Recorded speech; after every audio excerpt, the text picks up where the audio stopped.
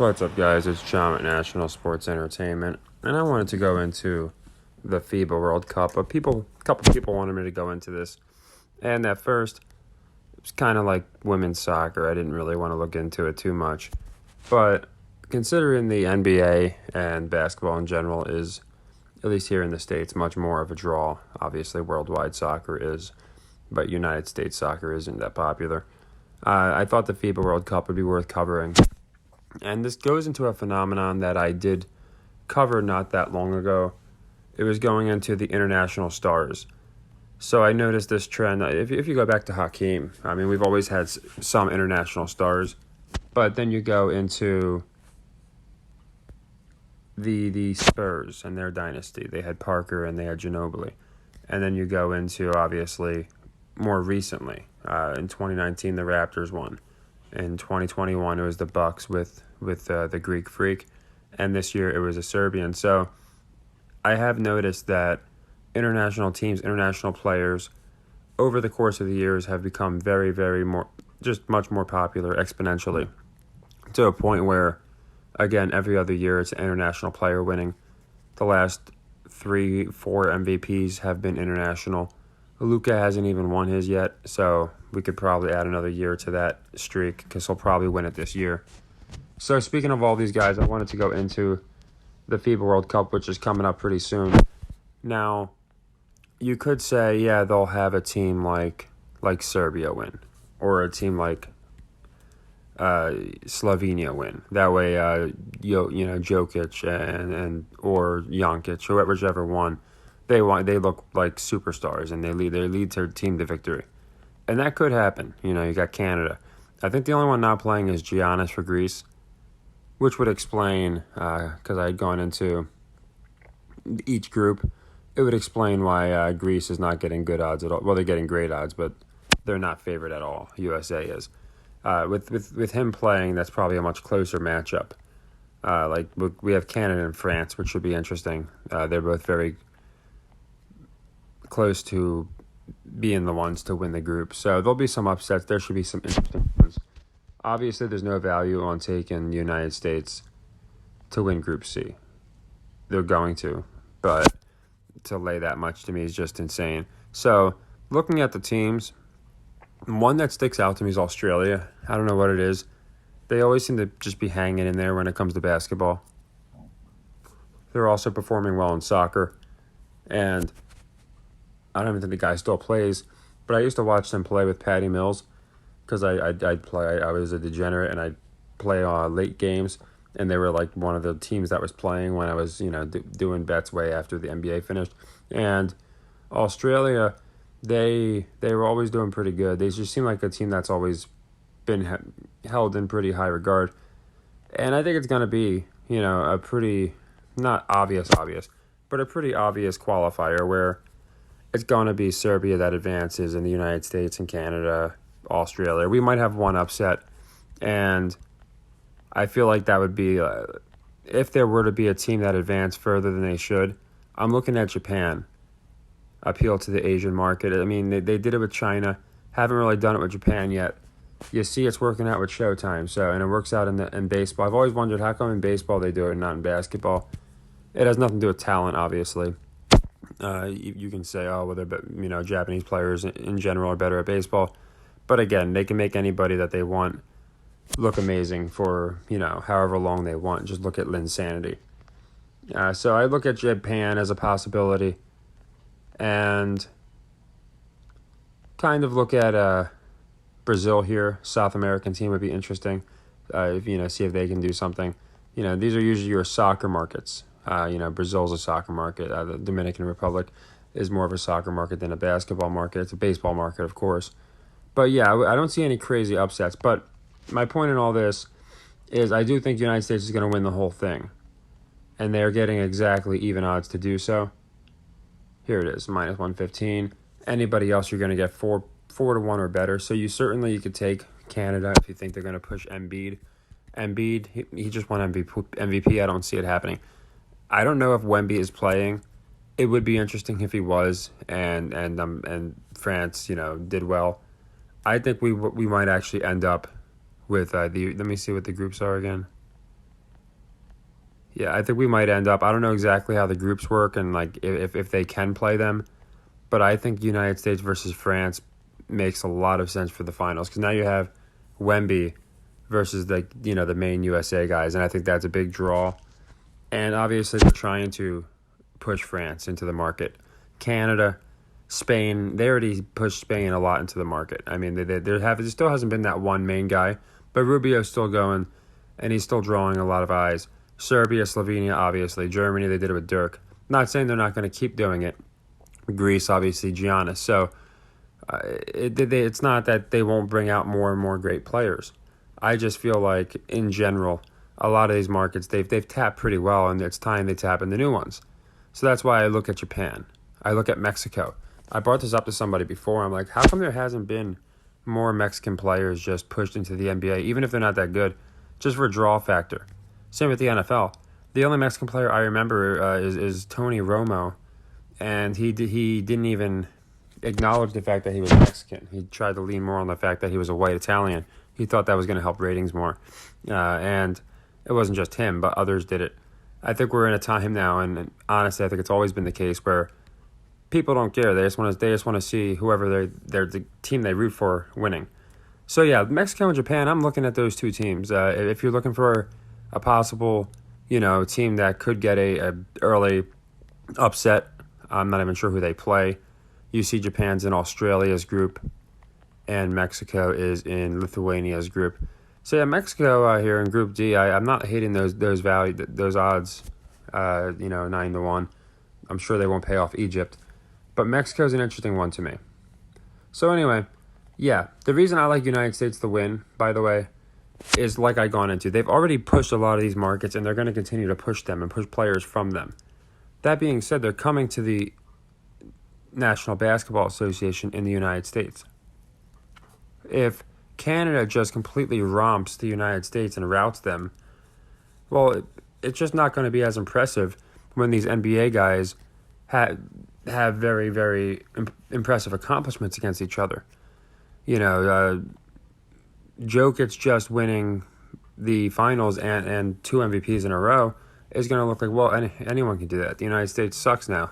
And I just don't think that's the message that they want. I think they want it established. The U.S. is, the A program in the world.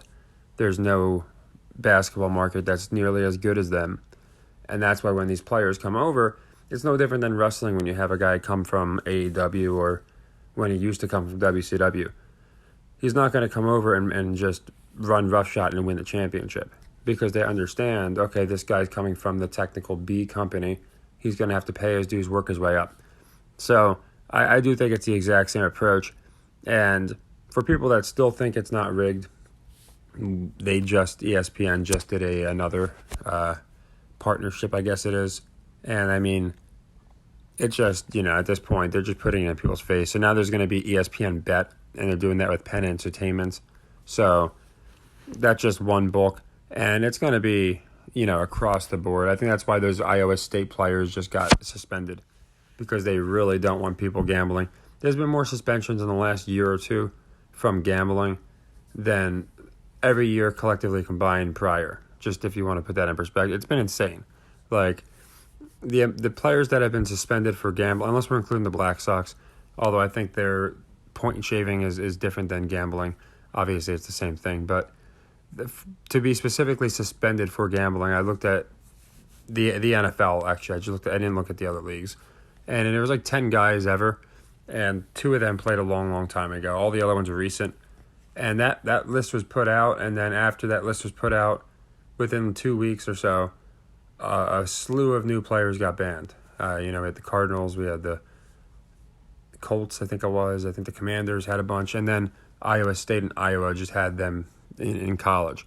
So it's definitely happening, and I think they want to distance themselves as best they can.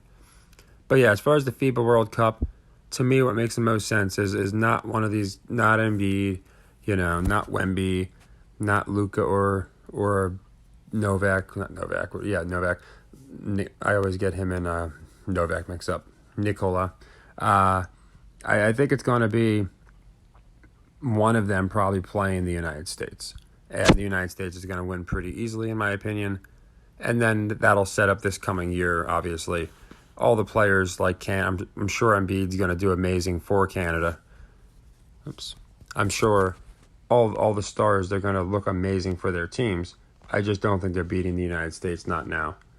And with the women's just losing again, you could say, well, it could be, it could be a sign. Sure, it could be. But to me, it's just more the fact that they joke about it. How, people here aren't watching the United States soccer team. So even though soccer's getting watched, the United States are not getting watched. Whereas in FIBA, you're going to have people watching United States basketball and rooting for them for the most part. So yeah, I think at even odds, now is a great time to get in on the United States. Have a feeling that I might move to like minus 150. Once the sharps get in, that seems to happen. It'll start moving to like 130, 140, 150. And I don't see them moving the other way. I don't. They might sell, like, because since I think with these type of competitions you can lose early and you're not eliminated. So I could actually see them selling or underperforming in an early game, but it doesn't change my fact that I think they're gonna win the whole thing. So I'll probably keep updated on this because there are a couple interesting ones. I went into, I think it's France and Canada. I think that one's going to be a good one. We got Serbia and China. That should be a good one. So we got the people who, I guess, the partial owners of the NBA against the guy who just won the MVP. That should, not the MVP, but the finals MVP. That should be interesting. And there's a couple in here that I thought were going to be good matchups. But Greece, USA, that one obviously would have been real. That was going to be Giannis versus the U.S., but I guess he's hurt. And either way, I don't think it would have made a difference. I think the U.S. would have won. So yeah, a lot of people have been asking me to cover it. That's my prediction. The United States wins. Australia is a team that I think could make a run. That that isn't the United States. If I had to pick another one, I don't see Canada or any of them doing it. Like I said, I do think United States versus one of these megastars makes sense. So United States versus probably Canada, in my opinion, where you get Embiid. I think that would make the most sense. But we'll have to see what happens. And yeah, as far as upsets for their group, I could see Japan making a run. I could see Mexico making a run. Just to appeal to these different markets for basketball, I think it'd be stupid not to. You're going to get way more Japanese people to watch than Finnish guys. So those are the kind of things that I look at. It doesn't mean it's guaranteed. Obviously, Sweden beat the United States. But that being said, a lot of people in those Slavic countries love soccer. So here it's a little bit different. And yeah, I think the United States wins it all.